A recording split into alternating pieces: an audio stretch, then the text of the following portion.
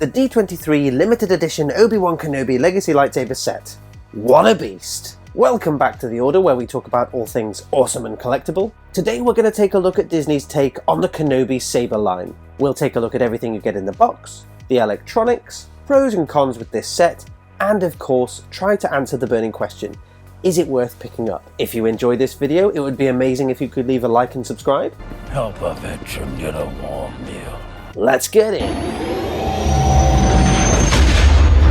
Released at D23, this set was a limited run of just 3,000. The commemorative box itself is beautiful with this lovely weathered style throughout. It has the iconic Jedi Order logo on the top of the box. It also has Arabesh along the front panel, which says Kenobi Legacy. The box isn't finished there though. When you open it up, it plays John Williams' score from A New Hope, which played when we first met Ben Kenobi on Tatooine. On the inside of the lid, you've got this really nice plaque which tells you the issue number, and then you also get Kenobi's quote about the weapon of a Jedi Knight. Diving into the sabers, this is a 3-saber set, which is lovely, and it's a first from Disney, because every other set they've done has either been a single saber hilt or a maximum of 2 sabers. The Ahsoka set, the Battle of Heroes, and the Skywalker box sets were all 2 sabers, so this is a really unexpected surprise. That being said, there is still an argument for the completionists out there that this isn't a finalised complete set, but we'll touch on that in a bit. Starting up at the top, we have the Padawan saber from the Phantom Menace. Not only is this a beautiful design, but it was hand-picked by Ewan McGregor, which is just awesome. Disney have done a pretty good job at replicating the design. My biggest issue is probably still the ignition switch, which is this bit here, and when you're holding it, it's comfortable enough, but this would have been the sensible thing to do, you know, make the red button there an activation button, but they didn't do it, so there you go. For those of you wondering, this is a simple reprint of the original design, which was one of the first Galaxy's Edge releases, so the electronics, nothing like that's been upgraded, no design tweaks, but it still is beautiful. CoverTech wheel here, so you can attach this to your belt. All of the weight in this saber is down here by the pommel, and to get to the battery compartment you spin this off, and then that pops out. All in all, very nice. The next saber we've got is from the Kenobi TV series. And this is the thin neck saber, which is supposed to represent the one used by Kenobi in Revenge of the Sith, and this is where the picky completionist in me comes out. Yes, this is fundamentally the design that was used by Kenobi in Revenge of the Sith, but all of these beautiful bits of weathering which come from the Kenobi TV show, all this kind of chipped paint that you've got on the grenade grip there, all of this soot type stuff, and the kind of grease around the copper and the bronze and the gold up there. All of that's wonderful, but that's where it's a knackered old hilt by this point. This is Disney's representation of the Revenge of the Sith saber. It is immaculate. So really, that should have been snuck in there too. I don't know how. Should have made a 4-saber set, Disney. But that being said, they released this at D23. They released this Christmas 2022 in the Battle of Heroes box set. So I suppose they didn't want to double up. As I said, this is a little bit knackered and weathered, which they've actually done a really good job on. I do appreciate all of the little bits of weathering that they've got across here. It's maintained and it's consistent all the way around. Same down here on this lower bit here.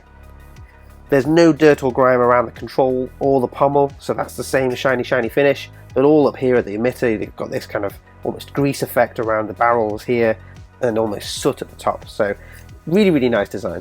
As a thin neck design for display, I think that looks great, but I do have a problem with what happens with this when you need to put a blade in it. As with the Padawan hilt, the speaker at the bottom is where you get access to your battery, so very simple, spin and release, and there you go. As with the Padawan lightsaber, this has got a cover text, so again it's showing it's from that period of the Jedi Order where cover texts were the done thing. As far as the ignition controls on this, much better than they were on the Padawan, and they've actually used the control box with this up-down sliding mechanism here. So, simple enough. I think Disney have done really well with the detail overall here. A little bit girthy, but that's what you get with all Galaxy's Edge sabers. And then we move on to the piece de resistance, the Ben Kenobi from A New Hope. And this thing is beautiful. Filthy, but it's gorgeous. Unlike the other shiny sabers, this has a sort of base gunmetal paint to it, and then it has all of this extra dirt that's been added to it, and it really does affect the texture of this. This saber feels completely different in the hand to the polished sabers from his earlier days. The grenade grip handle continues with the chipped paint weathering, and that's really cool. The control box now has the bubble strip in place of the gold computer chip design, and this bubble strip is iconic with the original trilogy. Both this and the original Graphics that Luke had the bubble strip to it. It's got this hook thing on here, these little holes that have been added into the grip section there, these extra nubbins which are different to the ones that were on the original sabers, and then overall it feels like it's had a complete blackwash. All of the bits of colour and the brass and the gold that were on the original completely gone. The most you get is this really dull bronze here. Everything else looks like it's basically been covered in soot over years. If you compared it to the Kenobi TV series one, you can see the differences here. So the cover tech on this has been replaced with the D-ring here. The control box looks different. It looks far more decadent in the Kenobi TV series one. The emitter section, again, you can tell that there's some slight differences. So the neck is actually shorter on the Ben Kenobi one than it is on the Kenobi TV series one. Disney haven't just slapped a repaint, and there's actually quite a few significant differences. And I have to say fair play to Disney here, because let's face it, if they'd done a simple repaint on this and slapped a D-ring on it, people probably would have been happy, but this does actually feel like they've gone out of their way to do quite a bit of redesign. Overall, a really nice saber, so gold star for Disney. As display pieces, these all look fantastic. So let's see how they look with a blade, and to do that we have to get to the biggest negative. Disney are incapable of making a pure thin neck saber. In order to get a blade into this and this, you have to use couplers. To find those, we take away the hilts and reveal the second tray. So here is also where you've got your music box controls up at the top, on off button here, and then you've got these two things here. So this is the blade connector for your weathered Kenobi, and you can already see chonky at the thin neck.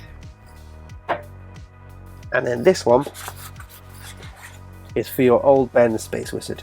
So to equip the couplers, you literally have to unscrew the top half of your saber. Oh my goodness. Take your coupler,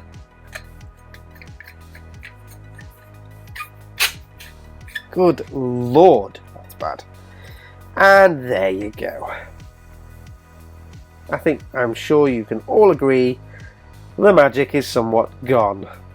These will fit into the box like that, so if you want to have these sort of play ready, there you go. It's easy enough to transition from the sort of display mode to this, but for the thin neck purists out there, you're not going to like this at all.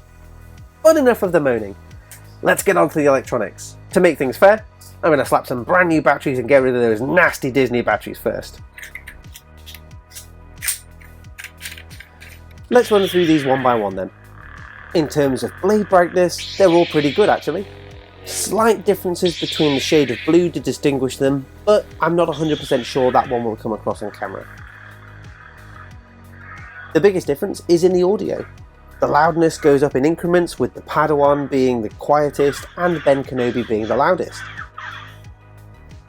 Each saber has a distinct clash effect related to the film that they came from, which is pretty cool. As far as motion control, the Padawan is definitely the worst. Disney just didn't update the electronics from this original release. The other sabers again seem to get better each time, with the Kenobi saber picking up a decent amount of motion, and then the old Ben version having the best pickup. You're not going to get smooth swing from Disney, and I don't think anyone expects that by now.